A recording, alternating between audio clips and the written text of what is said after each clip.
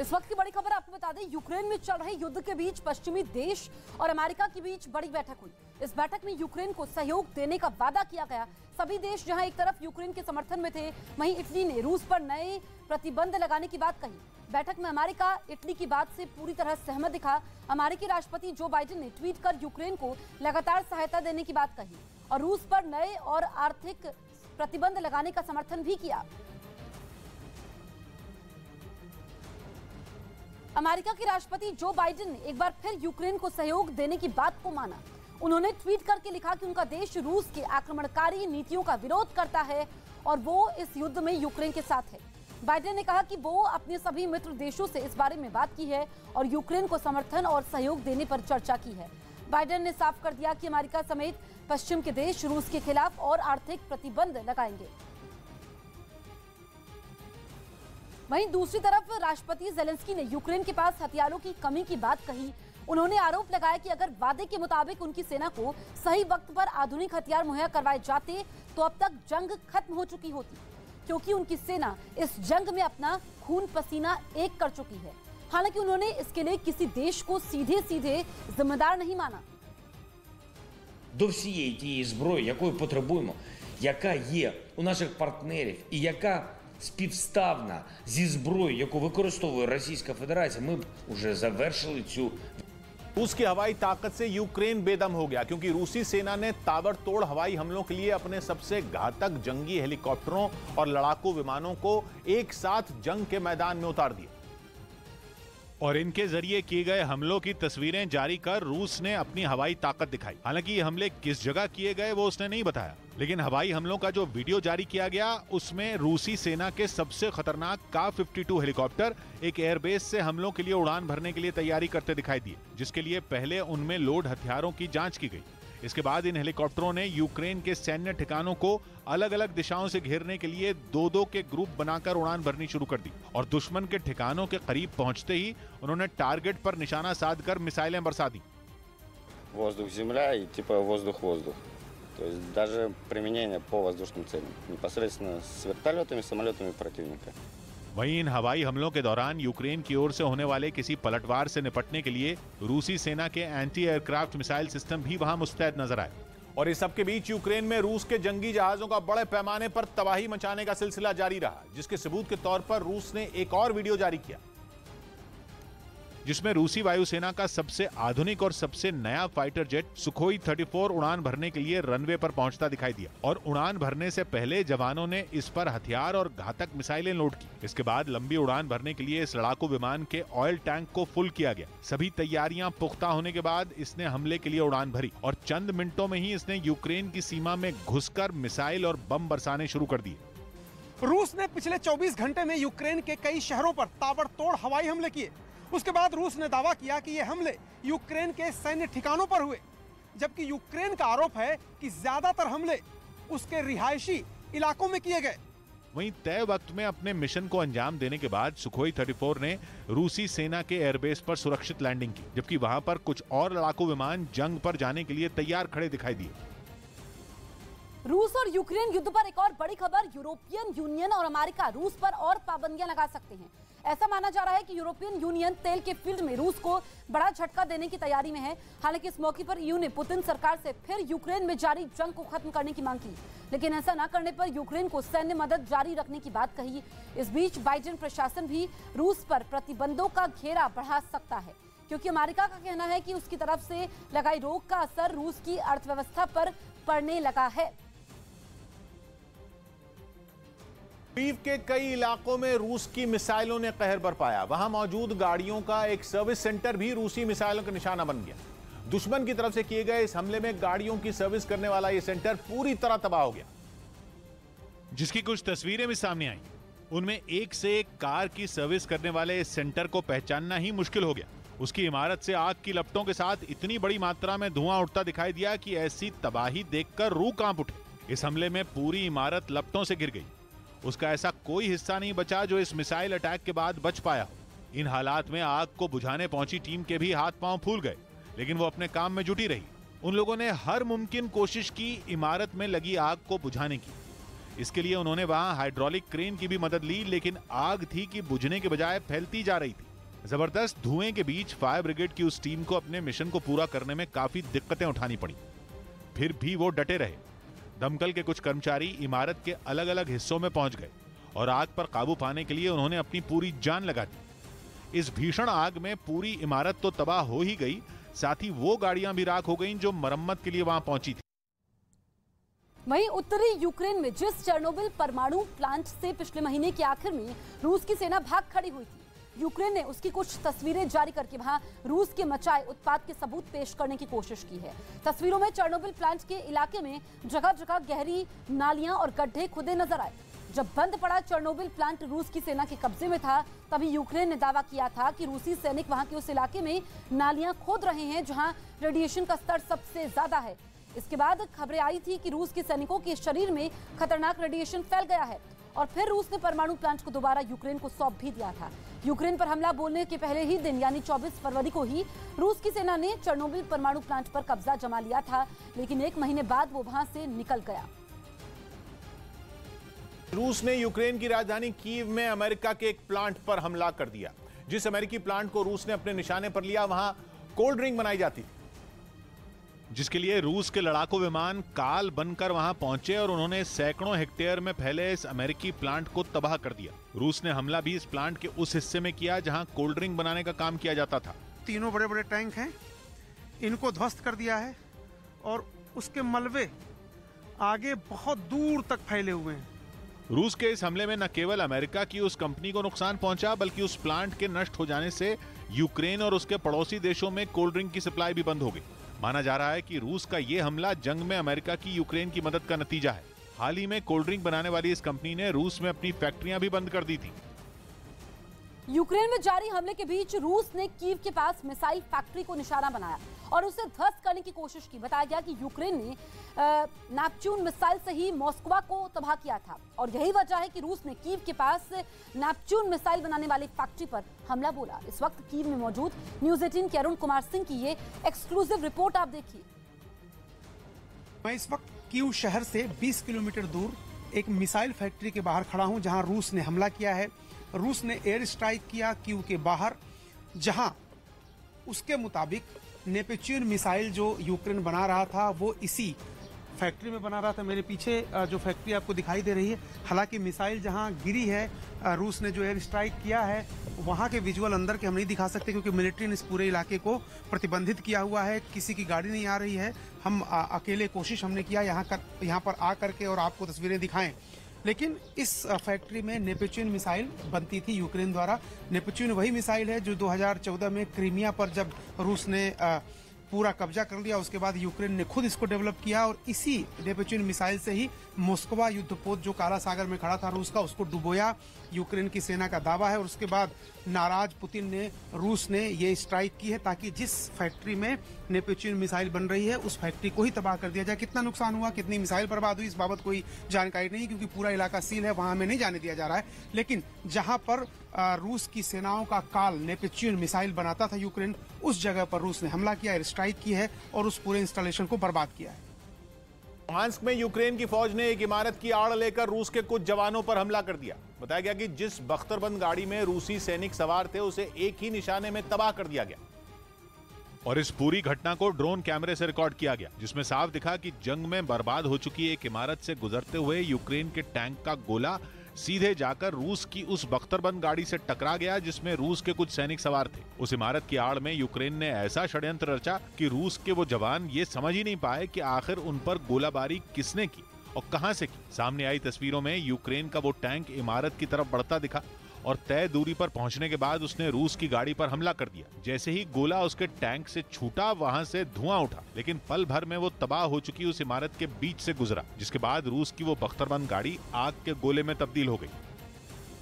वहीं यूक्रेन ने आरोप लगाया कि रूस की फौज ने क्रामोस्तुर्क शहर को एक बार फिर निशाने पर ले लिया। बताया गया कि वहां पिछले एक हफ्ते से हमले जारी थे, लेकिन इस बार रूसी सैनिकों ने वहां जबरदस्त तरीके से धावा बोल दिया। और ऐसे धमाके किए गए कि उन्हें कई किलोमीटर दूर तक देखा और सुना गया। यूक्रेन ने आरोप लगाया कि जानबूझकर वहां बिल्डिंगों और स्कूलों को निशाना बनाया गया ताकि लोगों में दहशत फैलाई जा सके, जिसकी तस्दीक की वहां की कुछ इमारतों ने, जिन्हें रूस के डर से लोगों ने खाली कर दिया और जो वहां रुके उन पर मिसाइलों ने कहर ढा दिया, जिसके बाद जख्मी हुए लोगों की मदद के लिए बचाव दल के लोग जुटे दिखे। सिर्फ यही नहीं, शहर के तकरीबन हर इलाके में घायल लोग नजर आए।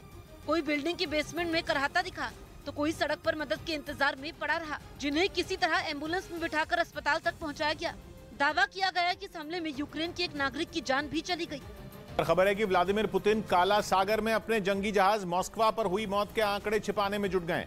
इस जहाज को पिछले हफ्ते यूक्रेन ने हवाई हमले कर डुबोने का दावा किया था, लेकिन अब इस जंगी जहाज मॉस्कवा के चालक दल के परिवार वाले सामने आ गए, जिन्होंने जहाज के चालक दल के सदस्यों यानी अपने बच्चों और करीबियों के बारे में जानकारी मांगनी शुरू कर दी। हालांकि रूस का दावा है कि वो इस जहाज से अपने सभी जवानों का रेस्क्यू कर चुका है, लेकिन अपनों को खो चुके कई लोगों ने रूस के इस दावे पर सवाल उठाने शुरू कर दिए। उन्होंने पूछा कि अगर उनके परिजन सुरक्षित हैं तो वो हैं कहां? इनमें 20 साल के नौसैनिक येगोर का परिवार भी शामिल है, जिसे अब तक येगोर के बारे में कोई जानकारी नहीं दी गई। येगोर की तरह ही रूस के कई और नौसैनिकों के बारे में कुछ पता नहीं चल पाया। और एक परिवार ने तो यह भी बताया कि रूसी सेना ने फोन पर उसके बेटे आंद्रे की मौत की जानकारी दी थी, लेकिन अब तक यह साफ नहीं हो पाया कि उसका अंतिम संस्कार कब होगा, उसका शव कहां है। यानी रूसी सरकार कुछ तो छिपाने में लगी हुई है। और यही छिपाते छिपाते वो अब ऐसा कुछ कर बैठी कि उंगलियां पुतिन सरकार पर ही उठ गईं। इसकी वजह है परेड का ये वीडियो। रूस ने बताया कि ये वीडियो 2 दिन पहले क्राइमिया में शूट किया गया, यानी ये वीडियो जहाज के डूबने के कुछ दिन बाद का है। रूस का दावा है कि इस परेड में मॉस्कवा जंगी जहाज के सदस्य शामिल हुए। Личный состав крейсера «Москва». लेकिन इस वीडियो में 100 से 150 जवान ही नजर आए, जबकि अमूमन ऐसे बड़े जहाज में 500 से ज्यादा लोग होते हैं। और इसी वजह से सवाल उठ रहे हैं कि इस जहाज के बाकी सदस्य कहां हैं, जिन्हें रूस सरकार ने डूब चुके मॉस्कवा जहाज से बचा लेने का दावा किया था। और मॉस्कवा रूस का ताकतवर जंगी जहाज है और इसका डूबना रूस के लिए बड़ा झटका है। माना जा रहा है कि इसी वजह से वो इसका पूरा सच छिपाने में जुट गई। और जहां ये जंगी जहाज डूबा, वहां काला सागर में रूस 300 साल से लड़ाई लड़ता रहा है। काला सागर पर कब्जे के लिए 1709 में स्वीडन के राजा ने यूक्रेन पर हमला कर दिया था। तब यूक्रेन सोवियत संघ का हिस्सा हुआ करता था। ऐसे में सोवियत संघ ने वो जंग लड़ते हुए जीत हासिल की थी। इसी तरह बाद में तुर्की ने भी वहां हमला किया और फिर 1930 के दशक में जाकर तुर्की और सोवियत संघ की ये लड़ाई खत्म हुई। इसी वजह से काला सागर आर्थिक और राजनीतिक नजरिए से दुनिया भर में काफी अहमियत रखता है। यूक्रेन दुनिया भर में गेहूं और स्टील निर्यात करने वाले बड़े देशों में शामिल है। दुनिया भर में जितना स्टील निर्यात होता है, उसका 10% हिस्सा अकेले यूक्रेन सप्लाई करता है। इस तरह ये गेहूं या स्टील यूक्रेन से बाहर किसी भी देश में जाएगा तो काला सागर के रास्ते ही। इसी वजह से रूस लंबे समय से काला सागर पर अपना दबदबा बनाना चाहता है। वहीं यूक्रेन की सेना ने एक वीडियो जारी कर शक्ति प्रदर्शन किया। इसमें उनके जवान रूसी फौज से लड़ने की तैयारी करते नजर आए और इसमें उनका साथ दिया यूक्रेन के आधुनिक हथियारों ने। वीडियो में एक सैनिक ने तोप में बारूद का गोला भरा और इशारा मिलते ही उसे दाग दिया।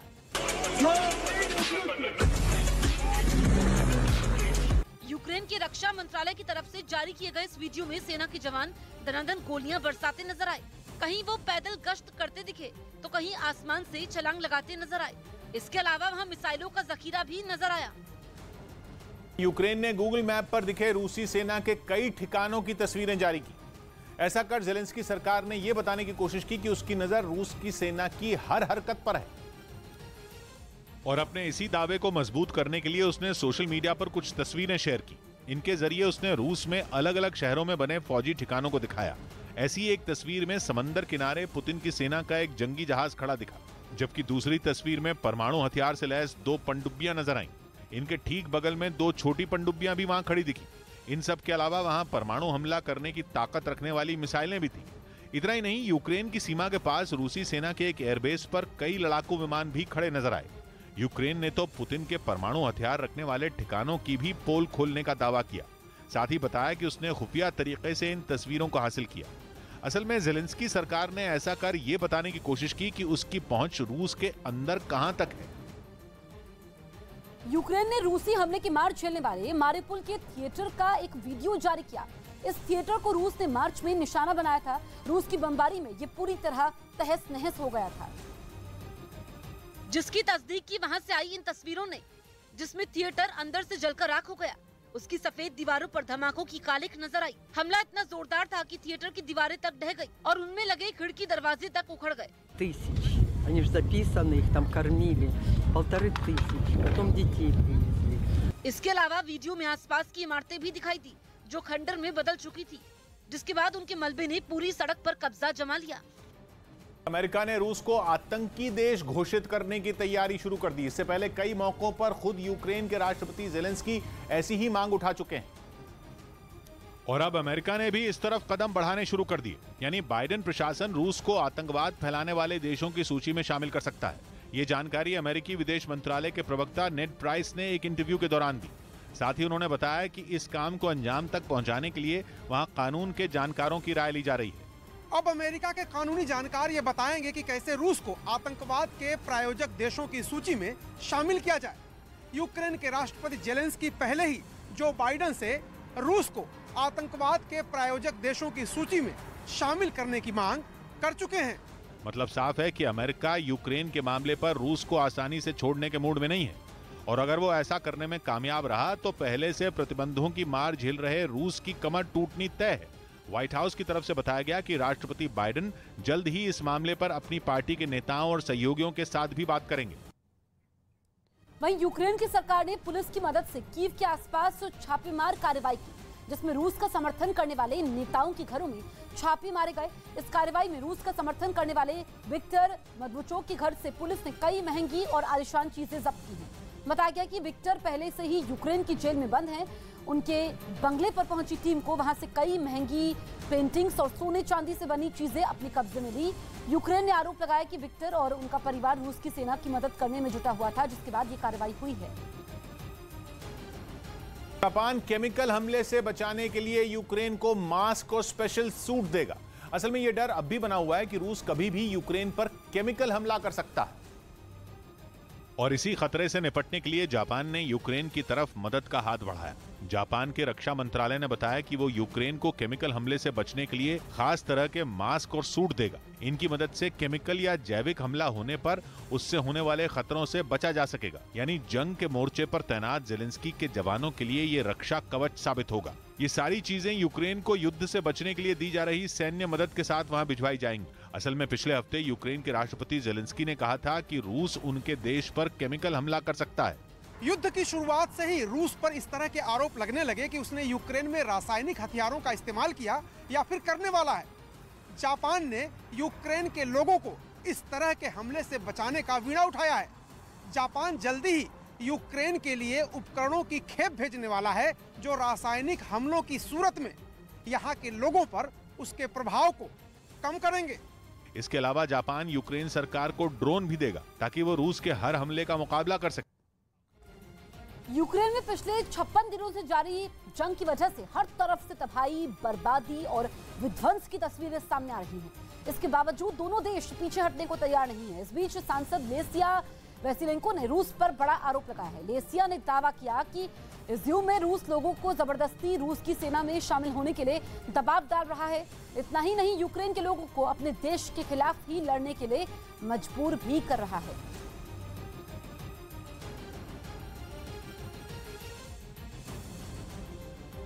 जंग में रूस पर पलटवार करने के लिए अब तक यूक्रेन को पूरी दुनिया से हथियार पहुंचाए जा रहे हैं। करीब $2.5 बिलियन, मतलब भारतीय रुपयों में 18,000 करोड़ के हथियार तो अकेले अमेरिका की तरफ से ही भेजे गए हैं।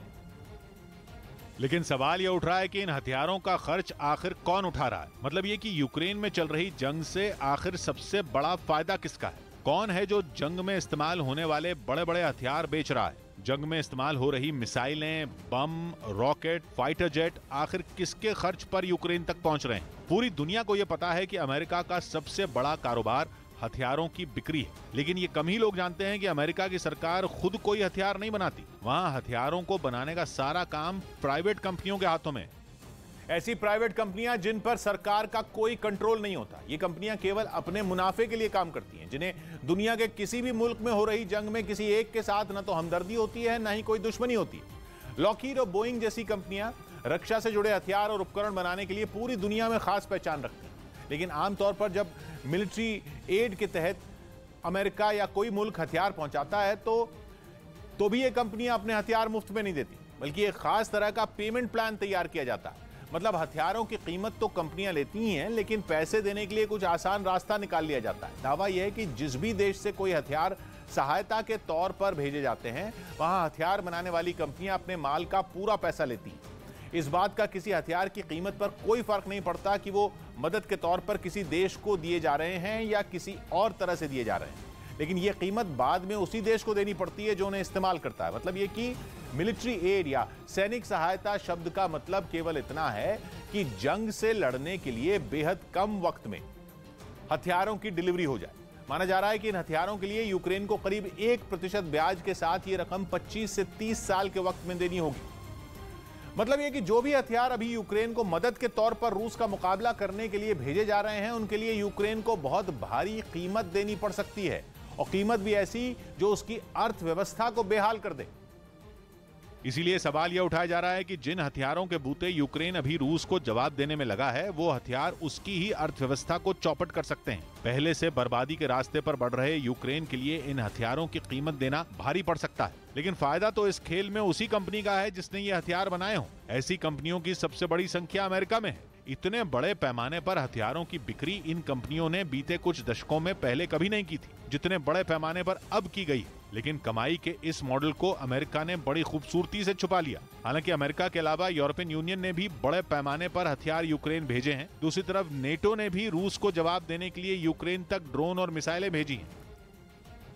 इस वक्त की बड़ी खबर आपको बता दें, रूसी तोप ने यूक्रेन के सप्लाई ट्रक को उड़ा दिया है। ड्रोन से ली गई ये तस्वीरें इज़ियम के दक्षिण इलाके की है, जहां रूस ने यूक्रेन के सप्लाई ट्रक को बम से उड़ा दिया है। बम का गोला जैसे ही यूक्रेन के ट्रक पर गिरा, वहां धुआं ही धुआं दिखाई दिया। सप्लाई ट्रक पर यूक्रेन की सेना के खाने का सामान था, जिसे रूस ने नष्ट कर दिया है। यूक्रेन युद्ध की वजह से पाबंदियों की मार झेल रहे रूस के एक विमान को दुनिया का सबसे लंबा चक्कर लगाना पड़ गया। रूस के इस विमान को यूरोप के देश स्पेन और ग्रीस से अपने राजनयिकों को स्वदेश लाने की जिम्मेदारी सौंपी गई थी, और इस काम को अंजाम देने के लिए इस विमान ने मॉस्को से उड़ान भरी। लेकिन रूसी सरकार पर लगी पाबंदियों की वजह से उसे अपनी मंजिल तक पहुंचने के लिए काफी पापड़ बेलने पड़ गए। दावा है कि इस मिशन को पूरा करने के लिए पुतिन के इस प्लेन को करीब 15,163 किलोमीटर का सफर तय करना पड़ा, जबकि अगर ये विमान बिना पाबंदियों के उड़ान भरता तो उसे सिर्फ 8,000 किलोमीटर की ही दूरी तय करनी पड़ती। यानी ये सफर सिंगापुर और न्यूयॉर्क के बीच दुनिया की सबसे लंबी उड़ान जितना रहा। ऐसा इसलिए हुआ क्योंकि यूक्रेन पर युद्ध थोपने के लिए यूरोप के ज्यादातर देशों ने रूस के लिए अपनी एयर स्पेस बंद कर रखी है। असल में यूक्रेन पर हमले के बाद पश्चिमी देश पुतिन से नाराज हैं। उन्होंने पुतिन पर आर्थिक प्रतिबंध लगाए। इसी कड़ी में एक बड़ा और कड़ा फैसला लेते हुए ग्रीस ने भी रूस के 12 राजनयिकों को जल्दी से जल्दी अपना देश छोड़ने का हुक्म दे दिया। यही नहीं, यूरोप के देशों की इस कार्रवाई में स्पेन भी अब उनका खुलकर साथ दे रहा है। और इन सभी राजनयिकों पर रूस के लिए जासूसी करने के आरोप में ये कार्रवाई की गई, जिसके बाद पुतिन ने अपने इन राजनयिकों को लाने के लिए अपना ये विमान भेजा था। इस वक्त की बड़ी खबर बता दें, यूक्रेन ने अज़ोवस्टल शहर का वीडियो जारी किया है। ड्रोन से बनाए गए इस वीडियो में शहर में हर तरफ तबाही दिख रही है। रूसी सेना ने अज़ोवस्टल शहर को पूरी तरह बर्बाद कर दिया है। हर तरफ यहाँ मलबा है, मकानों से अब भी धुआं निकलता देखा जा सकता है, तो वहीं कारखाना खंडर में तब्दील हो चुका है।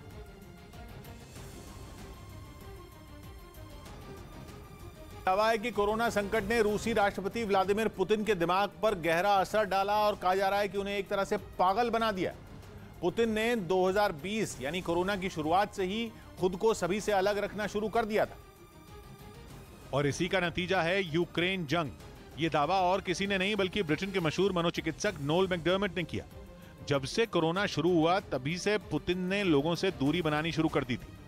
फ्रांस के राष्ट्रपति मैक्रों हो या फिर जर्मनी की चांसलर या दुनिया का कोई भी बड़ा नेता, पिछले 2.5 साल के कोरोना काल में पुतिन इनसे मिलते वक्त एक अच्छी खासी दूरी पर ही नजर आए।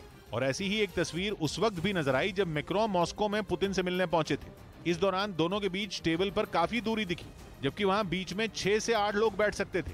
लेकिन पुतिन मैक्रों से काफी दूर टेबल के दूसरे सिरे पर बैठे दिखे। यही नहीं, वो 2020 के बाद से अपने देश के नेताओं से भी ऐसे ही मिलते रहे। ऐसी ही तस्वीरों को आधार बनाते हुए मशहूर मनोचिकित्सक नोल मैकडर्मिट ने पुतिन के दिमाग को पढ़ने की कोशिश की।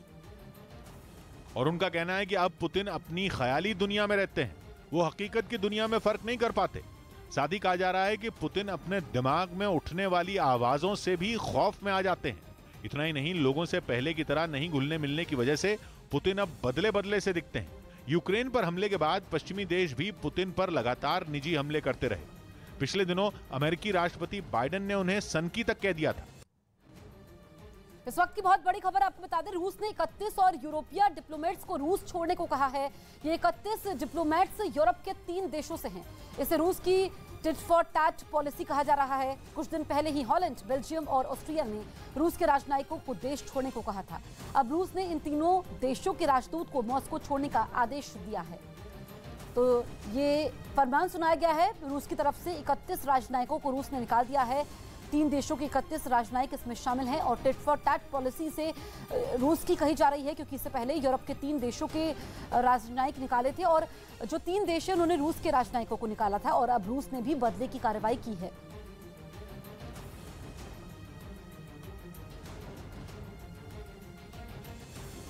इस वक्त की बड़ी खबर आपको बता दें, दिल्ली के जहांगीरपुरी में हनुमान जयंती के दिन हुई हिंसा के मामले में अब बुलडोजर की एंट्री हो चुकी है। उत्तरी दिल्ली नगर निगम ने अवैध निर्माण ध्वस्त करवाने के लिए आज और कल यानी 20 और 21 अप्रैल को अभियान चलाने का ऐलान कर दिया है। उत्तरी दिल्ली नगर निगम की ओर से इस संबंध में नॉर्थ वेस्ट के डिप्टी पुलिस कमिश्नर को चिट्ठी लिखी गई। इस चिट्ठी में कानून व्यवस्था संभालने के लिए दिल्ली पुलिस के 400 जवानों को तैनात करने की मांग की है। यह अभियान जहांगीरपुरी की उन सड़कों पर होगा जहां अवैध सामान रखकर घेरा गया है। एमसीडी की टीम उन सभी अवैध निर्माण वाली जगहों पर बुलडोजर चलाएगी।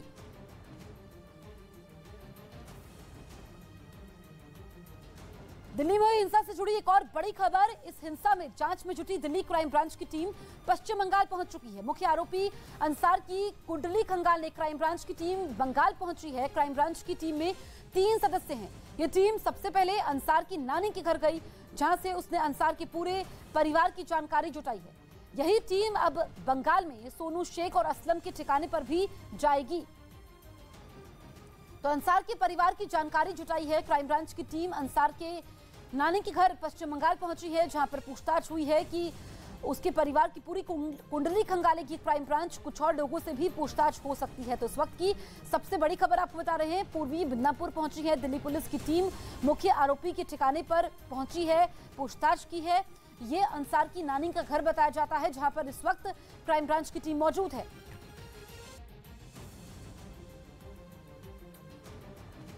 इधर दिल्ली पुलिस सूत्रों का दावा है कि जहांगीरपुरी हिंसा के मुख्य आरोपी अंसार ने पूछताछ में अपना जुर्म कबूल कर लिया और उसने अपने किए पर पछतावा होने की भी बात कही है। हालांकि दिल्ली पुलिस ने उस पर पूछताछ में सहयोग नहीं करने का भी आरोप लगाया। पुलिस के मुताबिक उसने पूछताछ के समय कई सवालों का जवाब देने से बचने की कोशिश की।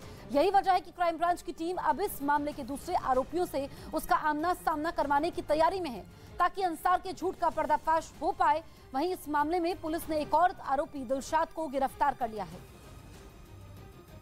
तो एक और आरोपी की यहां पर गिरफ्तारी हुई है। आज बुलडोजर चलाएगी, जो अवैध निर्माण है उस पर बुलडोजर चलना है। ऐसे में सख्ती देखने को मिल रही है। आज और कल बुलडोजर भी चलना है। और बड़ी बात आपको बता दें कि एक और आरोपी दिलशाद को क्राइम ब्रांच ने गिरफ्तार कर लिया है। लगातार वहां पर कार्रवाई जारी है और कई लोगों से अभी तक इस मामले में पूछताछ भी हो चुकी है। हनुमान जयंती के मौके पर जहांगीरपुरी में वहां पर पथराव होता है, भीड़ पर पुलिस पर पथराव होता है। इसी पर अब दिल्ली पुलिस सख्त है। वहां पर जवानों की तैनाती तो है, साथ ही कई और टीमें भी तैनात की गई है। तो दिल्ली पुलिस सूत्रों का दावा है कि जहांगीरपुरी हिंसा के मुख्य आरोपी अंसार ने पूछताछ में जुर्म कबूल कर लिया। उसने अपने किए पर पछतावा होने की बात भी कही।